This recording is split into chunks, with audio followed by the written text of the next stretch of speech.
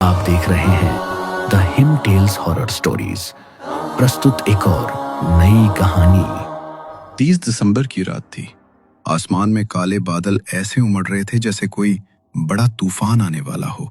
रह रहकर बिजली कड़क रही थी और शहर की चकाचौंध से दूर नीलगिरी अपार्टमेंट के सामने एक टैक्सी आकर रुकी। 10:30 बज रहे थे जब आरुषि अपना सामान लेकर नीचे उतरी। सामने खड़ी वो पुरानी बिल्डिंग देखकर ही उसे थोड़ा अजीब लगा। दीवारें सीलन भरी थीं और वहां की हवा में कुछ भारीपन था। आरुषि गेट की तरफ बढ़ी तो देखा वहां एक बूढ़ा वॉचमैन रामू काका बैठा है।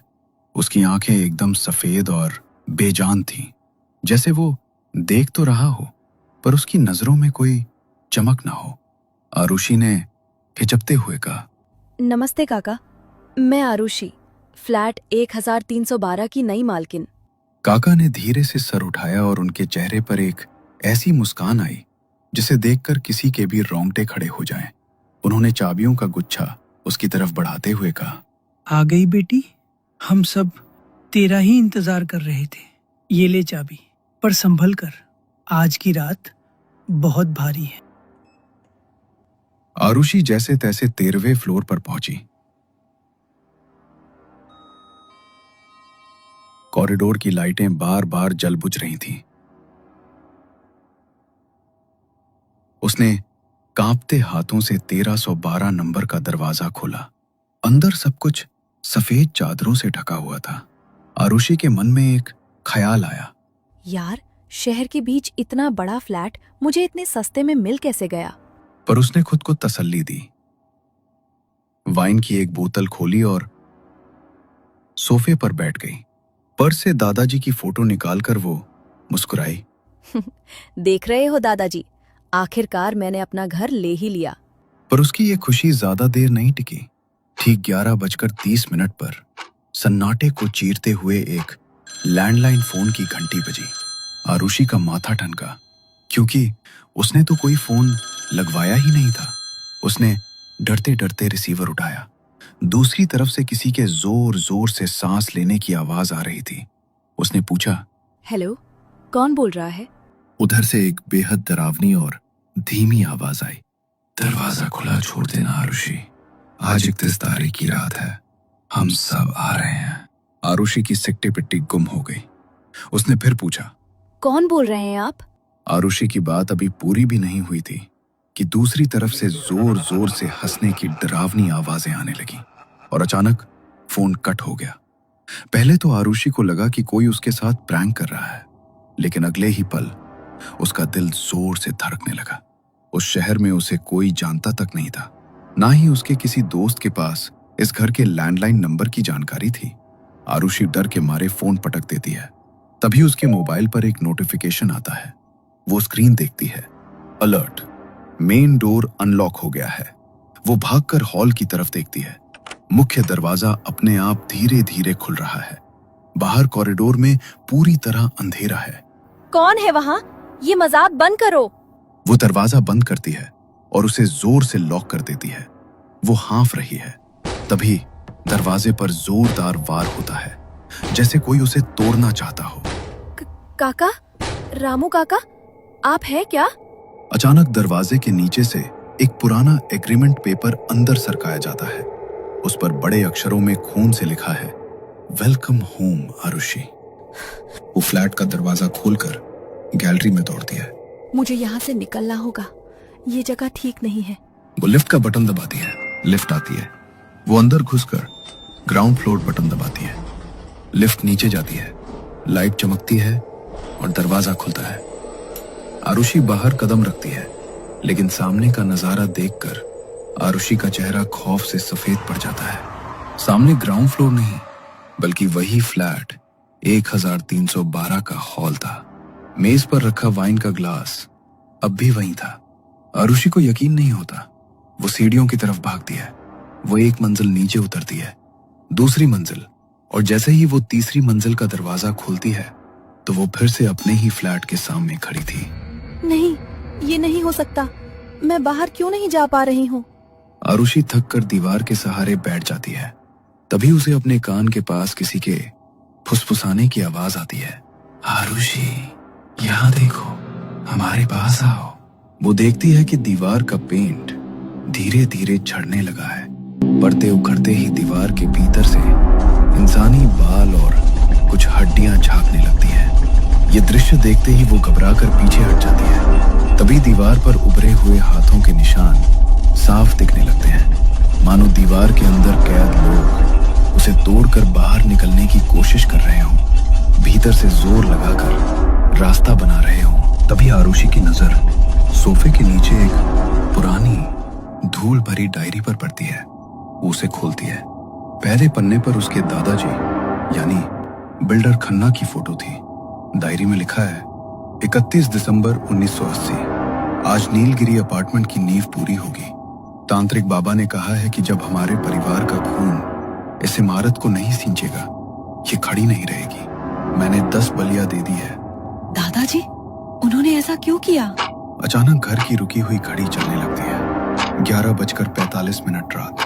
पूरे फ्लैट में फर्श पर रखा सामान अपने आप हिलने लगता है। दीवारों से डरावनी आवाजें और फुसफुसाहट सुनाई देने लगती है। हमारा बदला, आरुषि, तुम्हारा खून। आरुषि इंटरकॉम उठाकर वॉचमैन को कॉल करती है। काका, मुझे बचाइए, ये दीवारों से अजीब अजीब आवाजें आ रही हैं। रामू काका की आवाज फोन पर ठंडी और स्थिर थी। डरो मत बेटा, मैं अभी आ रहा हूँ। कुछ ही मिनटों बाद रामू काका वहां पहुंच गए। आरुषि घबराई हुई उनके पीछे छिप गई और कांपती आवाज में बोली, रामू काका, मैं आपसे भीख मांगती हूँ, प्लीज मुझे यहाँ से ले चलिए। रामू काका ने उसकी बात सुनकर गहरी सांस ली और भारी लहजे में कहा, बेटी, आज की रात हम यहाँ से नहीं निकल सकते। आरुषि सन्न रह गई। उसने डरते हुए उनसे सवाल किया तो रामू काका ने नीलगिरी अपार्टमेंट के पीछे छुपे उस रहस्य से पर्दा उठाना शुरू किया, जिसे सालों से इस इमारत ने अपने भीतर दबा रखा था। बात साल 1980 की है। मिस्टर खन्ना, जो उस वक्त शहर के सबसे नामी बिल्डर थे, उन्होंने अपनी जिंदगी की सारी जमा पूंजी इस प्रोजेक्ट में झोंक दी थी। लेकिन काम शुरू होते ही वहां कुछ बेहद अजीब होने लगा। दिन में पिलर खड़े किए जाते और रात होते ही वो अपने आप ताश के पत्तों की तरह ढह जाते।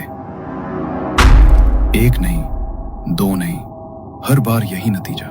देश के बड़े बड़े इंजीनियर्स हार मान गए। मिट्टी की जांच हुई, मशीनें बदली गई, पर इस तबाही का कोई वैज्ञानिक कारण नहीं मिला। खन्ना को अपनी बर्बादी अब साफ दिखने लगी थी।